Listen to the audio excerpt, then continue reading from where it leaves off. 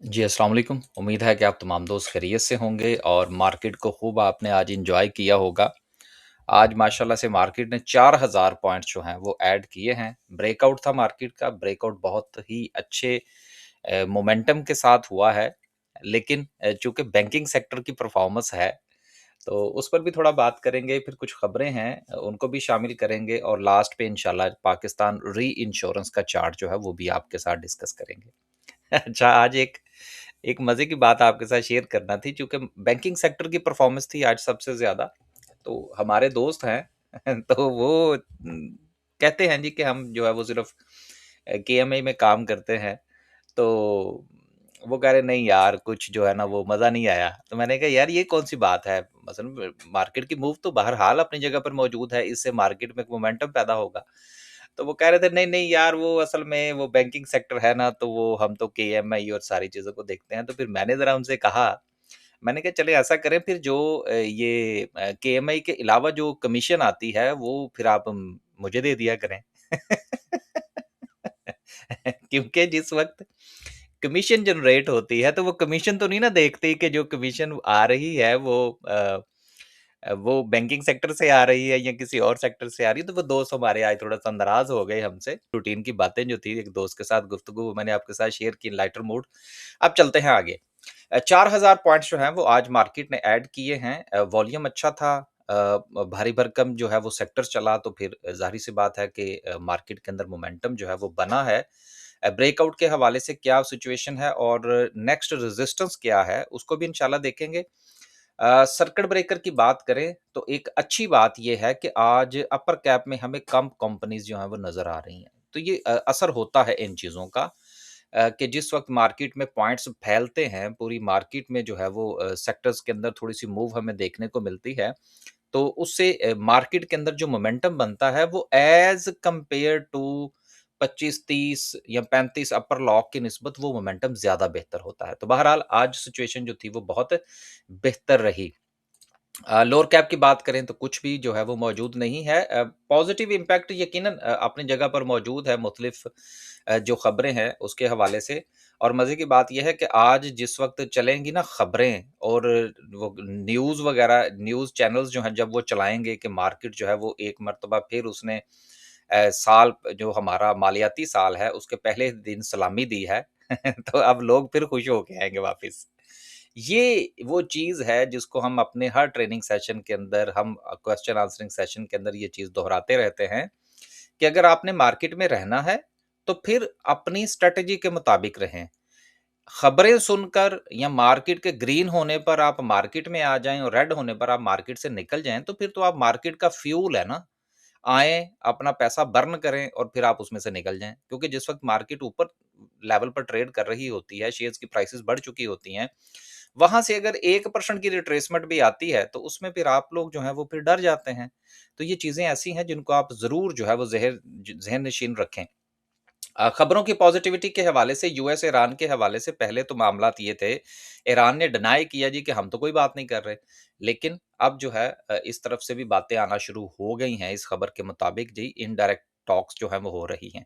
ये मैं काफ़ी दिनों से आपसे गुज़ारिश कर रहा हूँ कि ये मामला इसी तरह से चलेगा, तो आप लेवल्स के मुताबिक इंडेक्स को देखें, फिर उसके बाद इंडिविजुअल स्टॉक्स को देखें और अपनी पोज़ीशंस बनाएँ और अपनी स्ट्रैटेजी के मुताबिक अगर आप ट्रेडर हैं तो स्टॉप लॉस लें, इन्वेस्टर हैं तो लेवल्स का इंतज़ार करें, बाय के लिए भी और सेलिंग के लिए। अच्छा इन्वेस्टर से मुझे याद आया इस फ्राइडे वाले दिन जो है, वो रात को 9 बजे इंशाल्लाह जो है वो एक हम सेशन रखेंगे जिसमें स्पेशली जो है वो सिर्फ़ और सिर्फ़ हम जो गुफ्तगू करेंगे, वो इन्वेस्टमेंट पॉइंट ऑफ व्यू से करेंगे और उसमें जो हमारी स्ट्रैटेजी है इन्वेस्टमेंट पॉइंट ऑफ व्यू से वो भी हम आपके साथ जो है वो ज़रूर डिस्कस करेंगे कि हम जो है वो इन और आउट के हवाले से क्यों इस चीज़ पर ज़ोर देते हैं। तो अभी तो वो ख़ैर वो जो पोस्ट शेयर करना होती है सोशल मीडिया पर वो नहीं बनी, वो इंशाल्लाह जैसे ही बनेगी वो हम शेयर कर देंगे। लेकिन जो हमारा कॉन्टैक्ट नंबर जो है वो वीडियो की डिस्क्रिप्शन में मौजूद है या जो थंबनेल पर मौजूद है वो सेम नंबर है। वहाँ पर आप राब्ता करके तो रजिस्ट्रेशन करवा सकते हैं। ये फ्राइडे वाले दिन रात को 9 बजे होगा। आगे चलते हैं जी, अगली खबर जो है वो लकी सीमेंट के हवाले से है जिन्होंने अपनी कैपेसिटी जो है उसको बहुत बेहतर कर लिया है।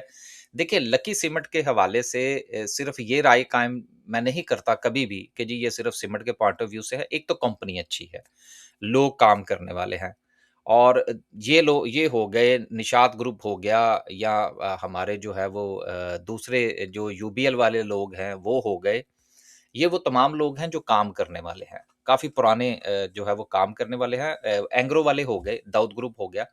तो ये वो लोग हैं जिनके यहाँ काम करना जो है वो पसंद किया जाता है। तो इसलिए लकी सीमेंट जो है ये सिर्फ़ और सिर्फ़ इस पर इसका इन्हिसार नहीं है, बल्कि इनकी जो डिफरेंट कंपनीज़ हैं जहाँ से इनको आपको पता है कि या लकी मोटर्स भी है, उनका भी काम है इसका। तो हर तरफ से चूँकि प्रॉफ़िट आता है तो इसको भी आप बड़ा एंग्रो ही समझ सकते हैं। अ, अगली खबर जो है वो एसएलजीएल के हवाले से है कि इनका जो काम है उसमें इन्होंने एक चीज़ का मज़ीद इज़ाफ़ा किया है और मोबिलिंक के साथ जो है वो इन्होंने अपना इनकी जो ज़ेली कंपनी है, उसने एक कॉन्ट्रैक्ट किया है कि जिसकी बुनियाद पर ये अपने जो इनका जो काम है उसमें मज़ीद बेहतरी ला रहे हैं। खबर अच्छी है, लेकिन राइट एट द मोमेंट अगर आप शेयर की बात करेंगे, कोशिश करेंगे कि इसका भी चार्ट आने वाले 1 आध दिन के अंदर आपके साथ डिस्कस करें। लेकिन सिर्फ़ इतना आपसे गुज़ारिश करता चलूँ कि बुरी प्राइस पर नहीं है।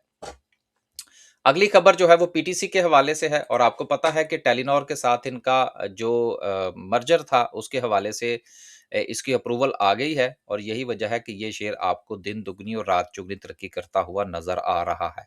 और इसके अलावा अगर आप मोनोपोली की बात करें तो पहले तो यकीनन काफ़ी सारे जो मामलात थे दीगर कंपनीज़ के वो इनके जो थे वो ऑपोज़िशन में थे लेकिन आहिस्ता-आहिस्ता जो है वो सारे के सारे दुश्मन जो हैं वो एक-एक करके भागना शुरू हो गए, तो उसके बाद पीटीसी जो है वो इसकी सुनी गई।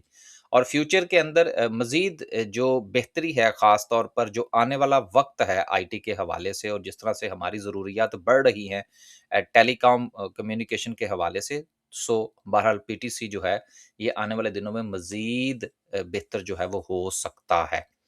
अगली खबर जो है वो पीपीएल के हवाले से है कि इसकी लीज़ जो है इन्होंने सिक्योर की है 12 ईयर्स की, ऑयल एंड गैस फ़ील्ड के हवाले से, तो यकीनन ये एक पॉज़िटिव न्यूज़ है। ओजीडीसी के हवाले से भी ये खबर थी कि उन्होंने एक और डिस्कवरी जो की है सिंध के अंदर, तो ये खबर आपको पता है मैं गुज़िश्ता 6-7 महीने से आपके साथ ये गुज़ारिश कर रहा हूँ कि ये अभी मज़ीद बहुत सारी खबरें आएँगी।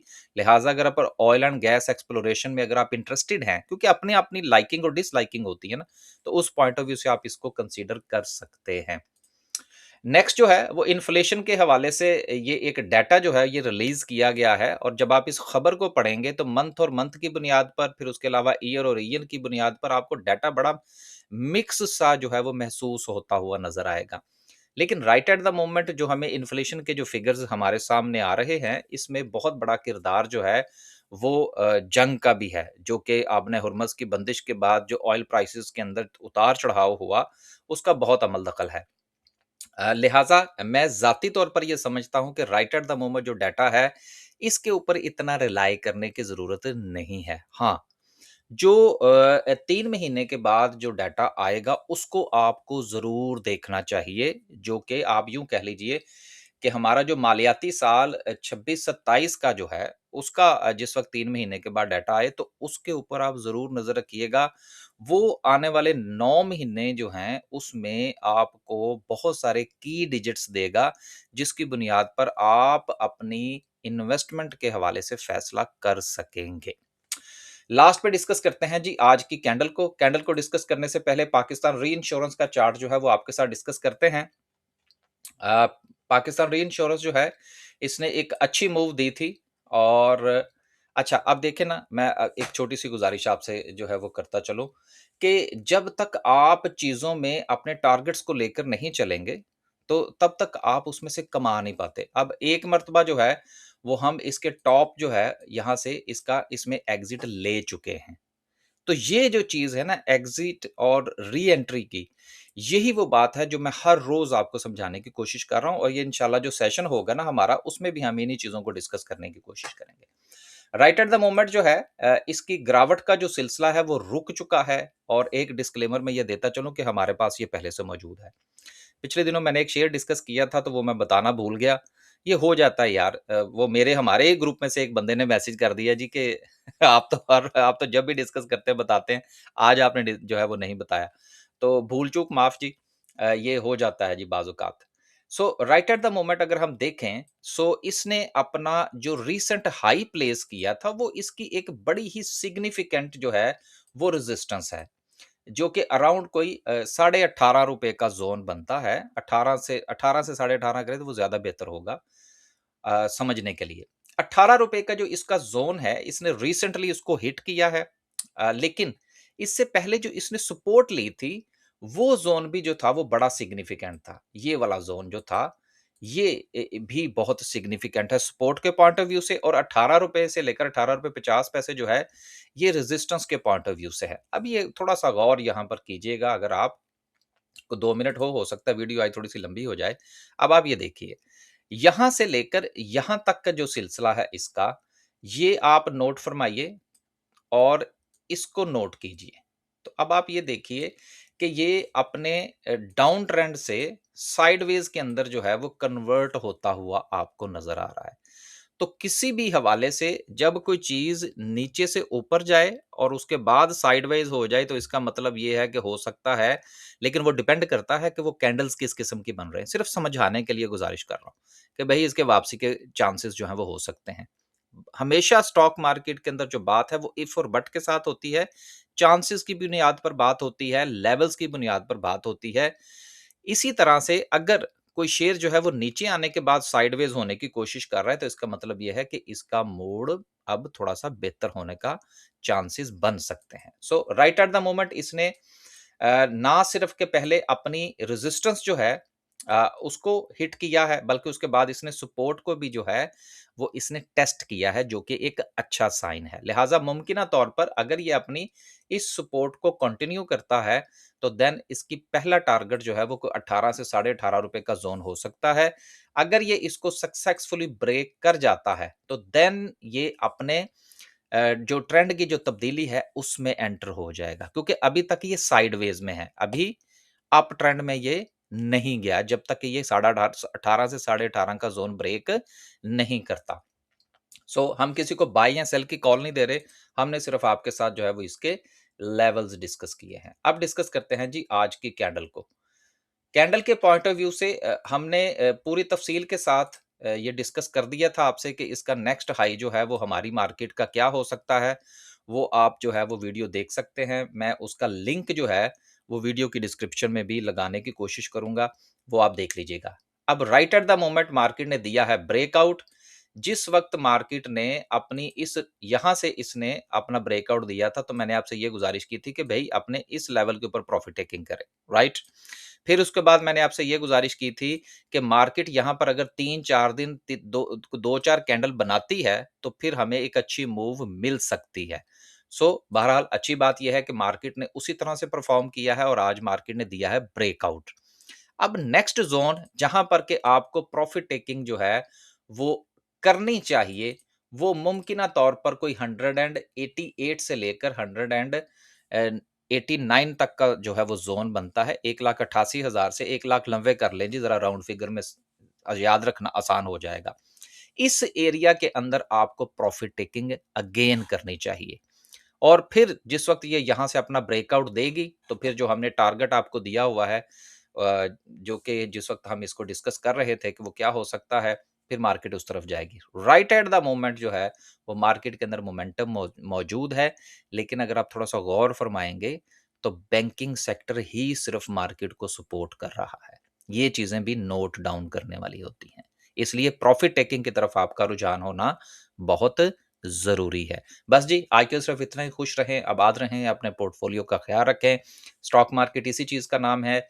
ग्रीनरी देखकर और खबरें सुनकर के आज मार्केट ने जो है वो सलामी दे दी है, मार्केट में एंट्री से परहेज़ कीजिएगा। जब तक कोई चीज़ आपको जो है वो नज़र नहीं आती कि वो अपने लेवल के ऊपर है, तब तक उसमें एंट्री लेने से भी परहेज़ करना चाहिए। रिस्क तो हमेशा मार्केट में मौजूद रहता है।